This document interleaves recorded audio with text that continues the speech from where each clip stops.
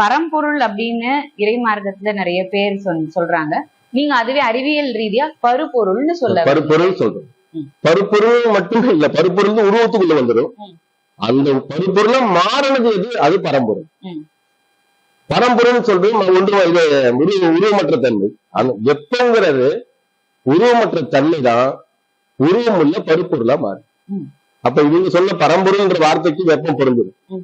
வெப்பத்தை தவிர பரம்பொருள்ன்ற வார்த்தைக்கு இவங்க வேற எதுவுமே ஃபிட் பண்ணி ப்ரூவ் பண்ண முடியாது. சரணம் சரணம் குருவே சரணம் வெப்பதாசரே சரணம். சந்ததம் பணிந்து சரணங்கள் சொன்னோம் சர்க்குருநாதா சரணம். சரணம் சரணம் குருவே சரணம் வெப்பதாசரே சரணம்.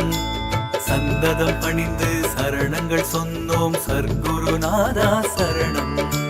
சகலமும் உணர்ந்து அறிவில் தெளிந்த வெப்பதாசரே சரணம்.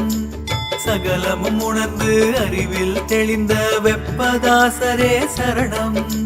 சஞ்சலம் தீர்த்து நல்வழி காட்டி எங்களுக்கு அருள்வாய் சரணம்.